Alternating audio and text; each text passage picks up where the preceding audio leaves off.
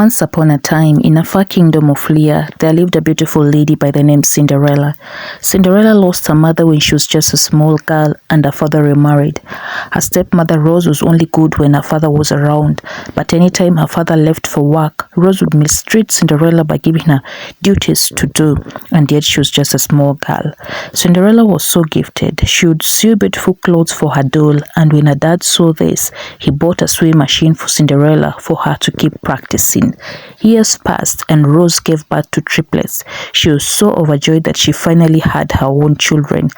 All attention she had shifted to her 3 daughters and she forgot about Cinderella. The 4 girls were taken to the best of school since their father was rich. When they completed school, the triplets didn't know what to do with their time. As for Cinderella, she kept making beautiful dresses with a sewing machine. Years passed and Cinderella's dad died out of a chronic illness. Cinderella mourned her father for days, but her stepmother did not have pity on her. She used that opportunity to throw Cinderella out of the main house to the servant quarters. She then turned Cinderella into a housemaid. Cinderella would cook, clean, and even file their nails. Cinderella, being a graduate, she looked for a job at night as a caregiver in a hospital, and in the morning she would be at home doing all the chores her stepmother gave her. No one knew she had a job where she was earning. She would use the money she earned to buy fabrics, clothes, makeup, and hid them in her room. One day, the king sent a message round through his servants that all young maidens should be allowed to come to the palace for a ball party to meet the prince of the kingdom. When Rose heard about this, she was so happy together with her daughter. They laughed so loudly that their laughter attracted Cinderella, who had overheard their conversation. Rose approached Cinderella and told her, "This ball party is not for maids, so on that day you will stay indoors and do all the chores as usual."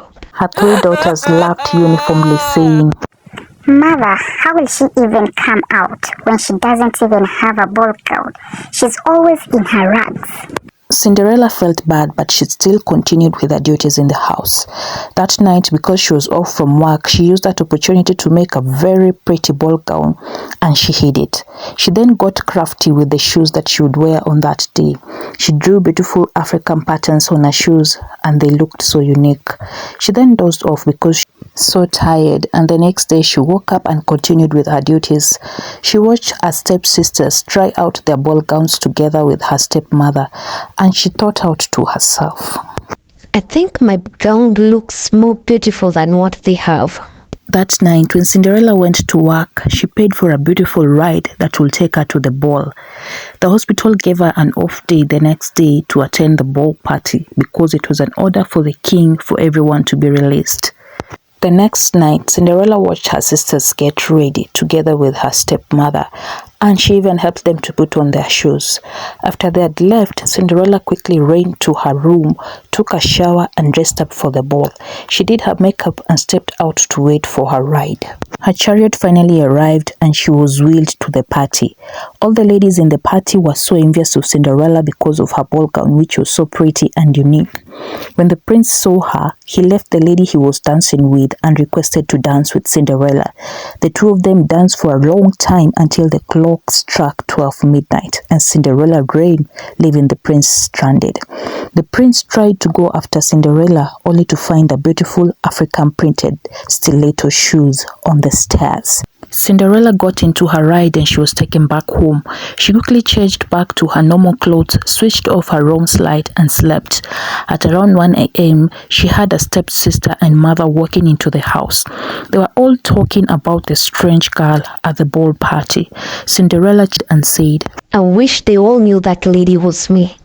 The next day, the prince went around with his palace guards carrying the shoes of the strange girl and letting every maiden try it. When they got to Cinderella's home, Cinderella welcomed them and she called her stepsisters to try out the shoe, but it didn't fit. The prince then asked Cinderella to try it out, but her stepmother shouted, "She was not at the ball party. She doesn't have to try it." The prince insisted and Cinderella tried the shoe. It fitted so perfectly. She brought out the second shoe and her stepsisters and stepmother were shocked. They chuckled. "How is this even possible? Was she at the ball?" The prince asked Cinderella to marry him and she quickly agreed.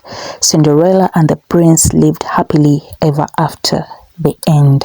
If you've enjoyed this story so far, please support me by giving it a like, subscribe, share, and please leave a comment on the comment section. Tell me wherever you're watching me from for me to give you a shout out on the next episode of Wonder Tales by Julian.